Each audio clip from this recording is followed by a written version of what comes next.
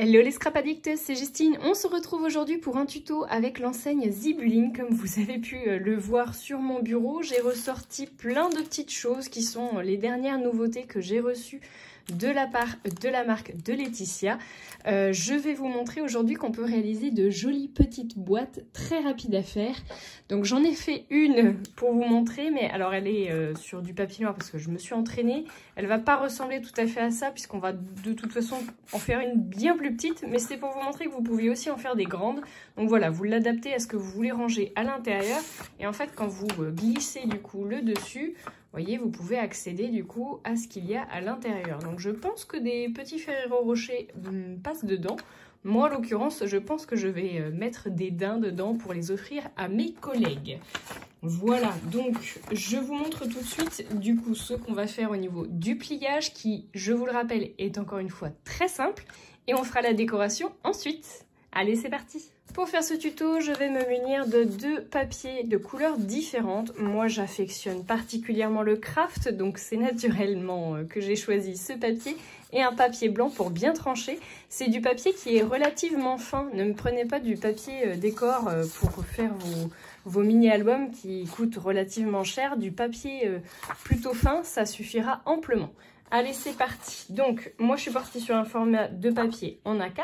On va faire déjà le support, donc le fond, en fait, de la boîte, ça. Donc, je vous explique parce que je veux le faire bien plus petit que mon gabarit, si on peut dire. Donc, je vais venir couper mon morceau de papier A4 en deux, donc à 15 cm. Une fois que vous avez découpé votre morceau, vous venez me le basculer donc en format portrait et on va venir faire deux plis sur chacun des côtés à 3 cm. 3 ici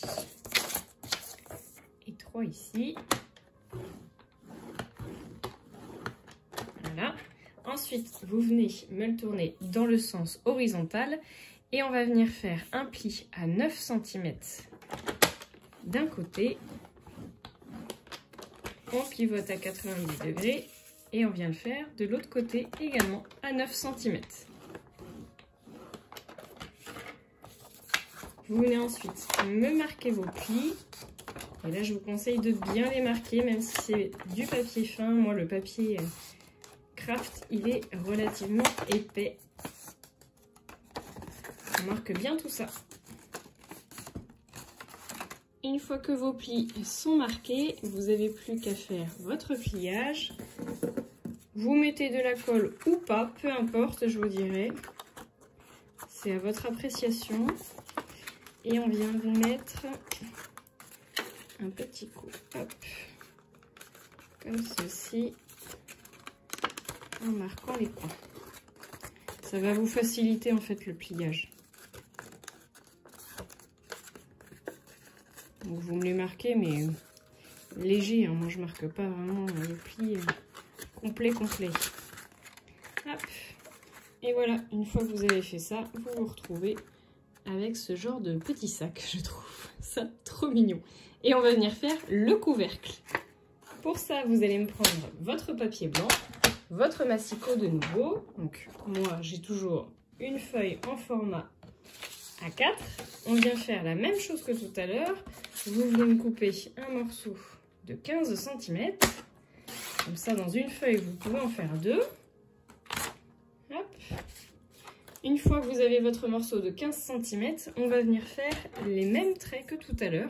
C'est-à-dire un pli à 3 cm. Faites attention à ne pas appuyer trop sur votre papier. Moi, c'est celui de chez Action. La qualité n'est pas forcément toujours au rendez-vous. J'ai appuyé un peu trop fort. Mais bon, ça va le faire. Ensuite, on vient plier notre morceau comme ceci, donc à la moitié. Et là, vous venez me faire une découpe à 7 cm. Vous obtenez donc ça. Et on va venir faire la découpe de nos angles. Alors, soit vous le faites au ciseau, soit vous le faites comme moi au massicot. Et donc là, vous visez bien le milieu, le coin extérieur. et votre découpe est terminée. On n'a plus besoin du massicot. Par contre, vous allez me marquer vos plis.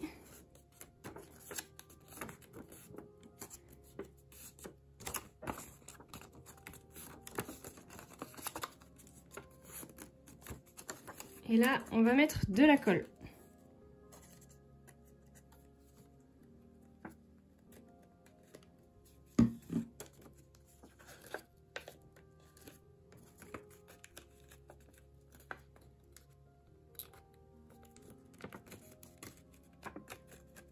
Donc là, on colle bien bord à bord. Je fais la même chose de ce côté-là.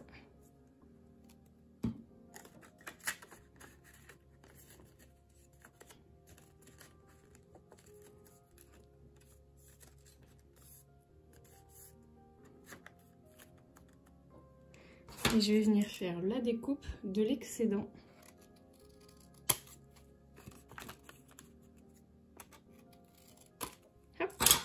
Et voilà, vous avez vu qu'on n'a vraiment pas mis beaucoup de temps à faire notre création. Vous me laissez bien sécher la colle et on va venir ensuite emboîter les deux morceaux. Ma colle est sèche, je vais donc venir enfiler le couvercle sur ma boîte.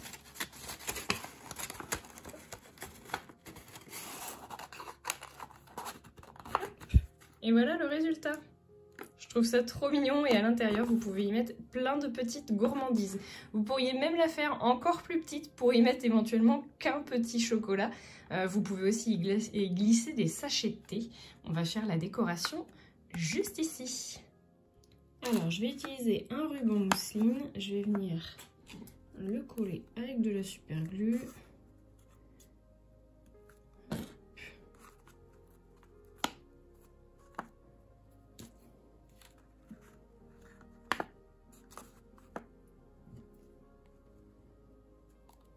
Vous pouvez aussi utiliser du scotch double face extra fort.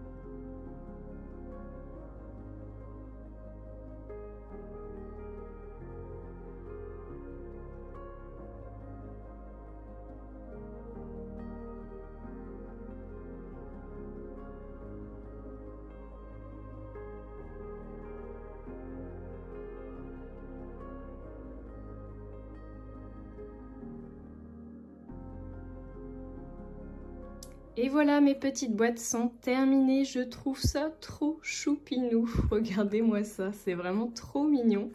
Je trouve ça vraiment sympa. J'ai plus qu'à les garnir. Et je pense que je vais avoir assez de place pour mettre au moins un sachet de thé, voire deux, et puis des petits chocolats. Il ne faut pas que ça soit trop gros, hein, ni trop lourd, je pense. Mais honnêtement, vu l'investissement au niveau du papier, du matériel, franchement, il n'y a vraiment pas grand-chose à y mettre. Après, vous rajoutez la décoration que vous voulez par-dessus.